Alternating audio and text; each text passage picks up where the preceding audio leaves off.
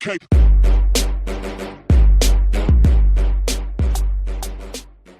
Welcome to day 3 of Ironjawz week. Now, in yesterday's video, we learned all about the Ironjawz as a faction and their origin stories and what makes them so different from other armies. But who could possibly lead this mob mentality army into battle? Today we're going to talk about the various leaders in the Ironjawz army. Now, of course, we already did a dedicated video to Gordrak, Fist of Gork, and I'm going to link to that down below. But we're going to talk about the Mega Boss, the War Chanter, and the Weird Knob Shaman, exploring them each individually, and then at the end kind of talking about what makes them so unique as leaders in this game and then also this narrative. Starting with the main leader, the one that you're probably going to identify with most, and that is the Orruk Mega Boss. When you create an army, he is you right on the tabletop, the leader of the boys going into battle. And this is a colossal Orruk. From what we know of how Orruks develop over time by fighting and living through those fights, he has survived hundreds of battles and grown stronger with each and every one of them. Because as we explored, as Orruks fight more, they grow bigger and their teeth lengthen and their body grows and their skin toughens, and this is just that magnified.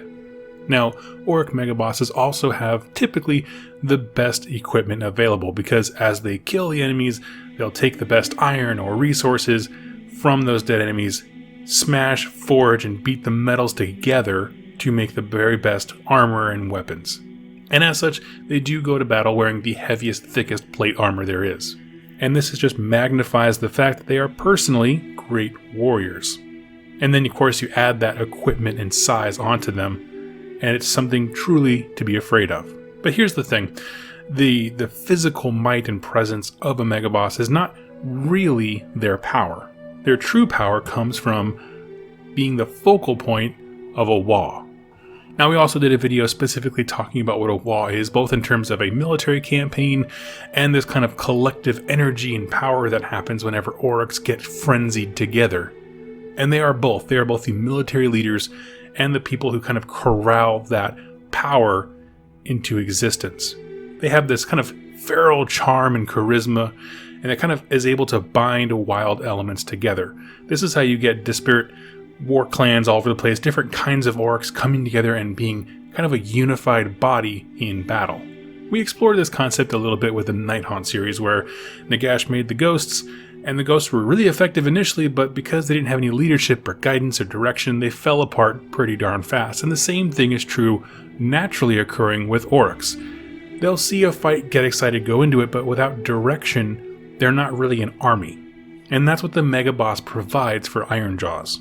He tempers them, orchestrates the forces in the right way, corrals and draws in new recruits, and then also directs them to the best fights and how they can achieve victory. Right? Leadership is the greatest weapon that these Mega Bosses have. You can be effective on your own, you can be good at fighting as an orc, but the Mega Bosses turn this dangerous rabble into an unstoppable army. And while most armies have a banner bearer or some artifact or something to empower and inspire their troops, the Mega Bosses are the banner. They are the thing that is the focal point of the army that kind of motivates them, that moves them forward and gets them pumped like a banner would do for anyone else. Now, some Mega Bosses ride into battle riding a Maw Crusher, which we're going to talk about right now because frankly there's no better place to talk about it. These are huge beasts, often called the cabbage in the real world because of kind of their stately pose. They are dim-witted and short-sighted. Maw Crushers are the feral, kind of dragon-like beasts that roam across the realms. Now, their scream alone is typically loud enough to burst eyeballs or rupture organs for kind of the more humanoid elements. And they're even capable of kind of low-grade flight with those big ol' wings. But Orruks don't assume they can really fly, they just think that gravity's too scared to argue with them, so when they try to go up in the air, the earth just kind of lets them do it. And as such, most creatures steer clear of them, mainly because their sight is just colossal, massive to behold. Nobody really wants to mess with one. However, the Ironjawz are not like that. In the beginning, when they first found them, Ironjawz would fight Maw Crushers to kind of test their bravery and mettle in combat, biggest boasting, that kind of thing. And some Mega Bosses actually subdued a Maw Crusher to use as steeds. Now, subdued isn't really the good term to use, because you can't really fully control a Maw Crusher like a horse can be broken. This usually involved a Megaboss walking up to a Maw Crusher and getting into a yelling contest with it, where the Maw Crusher would do that blood-curdling, organ-rupturing scream, and because the Megaboss was powerful enough at this point in his life, would scream right back, and after a yelling match, the Maw Crusher would submit. Or, more conveniently, the Megaboss would just hop on his back and beat him in the back of the skull until he submits. Either way, they have a big chain attached to them and they ride them into battle now. But as I said before, they're not truly broken creatures, like you can't really tame one, so they need constant reminders of who's in charge. So that kind of breaking process has to happen continuously, except for when they're in battle, because at that point Ironjawz don't really care. They just unleash the dragon on any enemy who's dumb enough to fight it. Next up are the Orruk War Chanters, and these are one part cheerleader, one part lieutenant. His role is really to rally the troops into a frenzy for battle. While a Megaboss has the charisma and charm to keep the army together, the War Chanter sharpens their minds into a singular purpose: destruction. By focusing Ironjawz for war, they go from a rabble to kind of this orchestrated fighting force. Basically, he takes two sticks and rhythmically bangs them together. And these sticks can be made from anything, but something happens when he hits them. It's like, imagine if someone were playing a drum of war, and every time you hit the drum, everyone felt, not only they didn't just hear the drum, but they felt it inside of them. It gets them excited and charged. Well, when he kind of macks these sticks together, the sound of war goes out for miles and draws Orruks to it. The heartbeat of Gorka Morka is felt in every Orruk in the battlefield. And this does a few things. One, Orruks get alerted to a fight. The War Chanter will start beating the sticks, and it gets Orruks excited and draws their attention and pulls them together, and they march and fight to a rhythm. Now, this is not a typical rhythm where it's very like what we would know as rhythmic, where it's a constant beat, and it might seem very chaotic to us. As the battle tome notes, the screams of their enemies often add to the sound, right? It kind of makes this beautiful orchestra of Gorka Morka kind of drawing everyone to combat. So it's not necessarily like... but it can be any kind of sound that gets them all pumped and excited. In addition to that, it builds up that kind of WAAGH energy that we were talking about, that WAAGH magic, and we referred to in our WAAGH video. And so a good question comes up that by a lot of people is that why aren't these units in charge?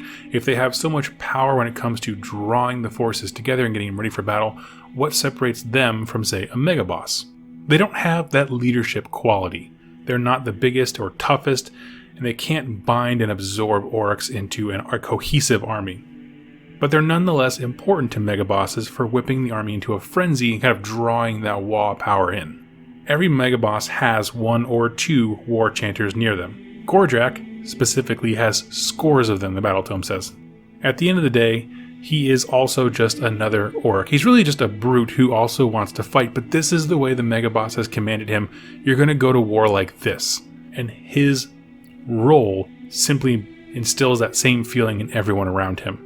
So in a sense, he's very much essential to the way the army functions, but he doesn't have that kind of charisma and power and that charm to make a cohesive army like the Megaboss can. Now the last thing we're going to talk about today is the Weird Knob Shaman. And there exists a type of magic, which we kind of referred to a few times now, called the WAAGH magic. And it's wholly and unique from any other kind of magics in the realms. And I did a video on it, again, it's going to be in the show notes down below. To put it briefly, if you get enough Orruks together, crazy things start happening. The excitement, the rage, the enthusiasm manifests into a uncontrollable physical energy. Weird Knob Shamans are living conduits of that energy.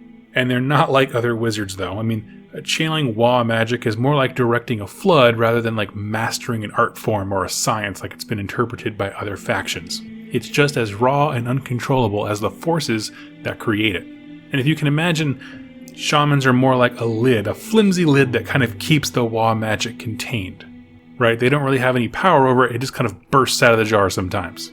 And no one knows how an Orruk becomes a shaman. Some think they get hit in the head just right and it somehow forever changes them.